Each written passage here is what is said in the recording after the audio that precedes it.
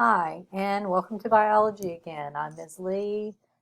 We are looking at the lesson for September the 14th, and we're starting with this warm-up. How do you know if a source that you are using for reference is good or not? So let's see if you can come up with an idea for that. One of the ways you can evaluate a source is through something called the CRAAP test. So we're going to look at the CRAAP test. First, you're going to look at the currency of this website. When was the information published or posted? Has the information been revised or updated? Does your topic require current information or older information? That's really important. And are all the links on the website functional? So those are some of the things you're going to look for. You're going to look for relevancy. Is this important information that you need for your research? Does the information actually relate to your topic or answer the question that you're asking? Who is the intended audience of this particular article? Is that intended audience everybody? Is it only a small group? So those are some of the things you want to think about.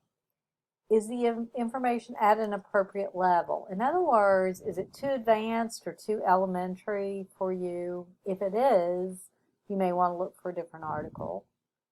Have you looked at a variety of sources? And would you be comfortable citing this source in your research? Authority is another thing you look at. So you want to look to see who the author, the publisher, the source, or the sponsor of this is. What are the author's credentials? So who do they work for? Is the author actually qualified to write this topic? Is there contact information? In other words, can you find information about where the publisher is or an email address for them? And does the URL reveal anything about the author? Is it a .com, which means anybody can do it? Is it a .edu, which means it has to come from an educational association? A .gov, the government has sponsored it. A .org, are they an organization that works towards certain things? Or a .net?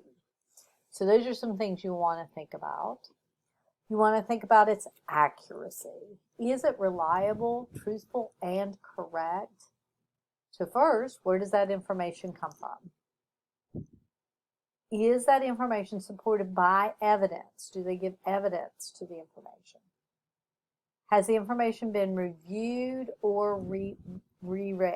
Okay, so if it's been reviewed, that's really good. Can you verify any of the information from another source? Does the language or tone seem unbiased and free of emotion? Real important. And are spelling, grammar, and typographical errors present? If they are, don't rely on it. Then you're going to look at its purpose. The reason the information actually exists. Was the purpose for information? Was it to inform you, to teach you, to sell you something, to entertain you, or persuade you towards somebody else's ideas? Do the author or sponsors make their intentions or purposes clear of why they're doing this information? Is the information fact? Is it opinion? Or is it propaganda? Got to figure that out. Does the point of view appear objective and impartial? Are there any kind of biases, political, ideological, cultural, religious, institutional, or personal? You got to look for biases, guys, when you're looking at the purpose. So I got all this information, by the way, from Merriam Library, California State University. You can go there to see this same PDF. So let's look at what we're going to be ascribing to help us to decide if our source is good or not. So again, here are those 5 things I just talked about. We're going to talk about them again. So currency. When was the information written and last updated? So some things you want to look for is a copyright or a last updated date on a page. Are the links broken? If they're broken, you get a 404 error. Don't trust it. And is it current enough for your topic? So whatever your topic is. Here is how you will grade this source. So if there's no indication to cite when it was created or revised, it gets a 0. If the date given for the site is over 3 years old or no date of revision or update is there, it gets a 1. The site has been created or updated within the last 3 years, gets a 2. If it's been created or updated in less than 2 years, then you're okay. Reliability. Where did the author get this information? Does the creator provide links to data and quotations? Do those sources seem reliable? Are they error-free and accurate? Can they be corroborated by another source? Again, no links, 0. If you just get general statements about sources, a 1. There are links to sources or works, okay, you get a 2. There are links to sources or works and information is corroborated by another source, then you get a 3. Authority of the author. Who is responsible for this information? First of all, is the author's name even listed? Second, do the names tell you about other authors? Can you figure out what makes the author an expert? Okay, so credentials. You're looking for credentials. Author is probably a student and there's lots of errors, 0. The author is unnamed or has no credentials, gets a 1. The author is named but credentials are incomplete, gets a 2. Credentials are given and indicates that the author is an expert, then it gets a 3. So now we're looking at the authority of the organization. Does the resource have a reputable organization behind them? Is it reputable? What domain is it in? You're going to search who owns that particular domain by using that, and who else links to their site. If the individual's page hosted by the internet is from Comcast, Yahoo, AOL, any of those, or a .com, there's no affiliation, they get a 0. If they are from a K-12, a .com organization, and the homepage is a student folder, then they get a 1. A known business, professional association, organization, museum, or university is the home page, then it's a 2. If it's a government, okay, or it's an EDU with faculty, then it's a 3. Purpose and point of view. Does the information seem fairly represented or is it biased? So you're going to scan the content. Why was it particularly written? That's important. Be able to spot a point of view easily, and is it fair and objective? Is there conflict of interest? In other words, did a coal company give you a whole bunch of information on how coal is wonderful? That would be a conflict of interest. And then, is it balanced? So if the purpose is personal or too much advertising, it's a 0.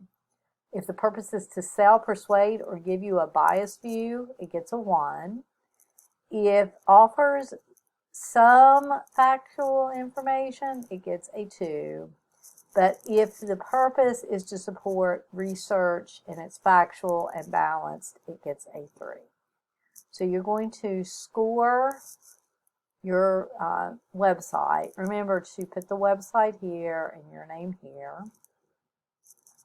And this is what the points mean. So you total up all those points. If it's between a 12 and a 15, it's excellent, go for it. If it's an 8 to 11, it's good, but confirm other sources with this. If it's a 4 to a 7, do not cite this as a reference. And if it's a 0 to 30, definitely don't cite it as a reference. So let's look at a source evaluation. So we're going to use a research source evaluation sheet every time that we do research. You need at least 3 sources, and you'll put the web address here, the name of the book, the name of the magazine, whatever. You will tell me what its CRAAP score is. Remember, you're going to use this to do the CRAAP score, and then you're going to tell me what the CRAAP score is and what it means. And then you're going to put all the information you get from that source in this spot. That gives you a place to keep all your information. If you have any questions for me, please let me know. So we are going to do task 2, which is flow of energy research. Again, you still have your same statement of inquiry. Make sure that you understand it. You have the same phenomena. This time, you're going to use the internet, and you will research and evaluate information pertaining to energy. Be sure to consider whether or not the source is reliable by doing your CRAAP tests. So you want to make sure that you compile your research notes in the source evaluation template and be sure the CRAAP test is done. So again, I gave you the sources of evaluation here. Okay, so that's what I did for you. While you're gathering your information, you need to think of these questions. Make sure that you can answer all of these questions so that you have all the research you need. If you need more than 3 sources, just make another copy of the source evaluation page and change the source number to the number of sources you need. Once you have completed this, which I don't expect you to get complete until this evening, okay, so you'll have till this evening to do this, then your research is finished. Make sure when searching for sources of information, how does the CRAAP test help you? Make sure you can answer that question as an exit ticket.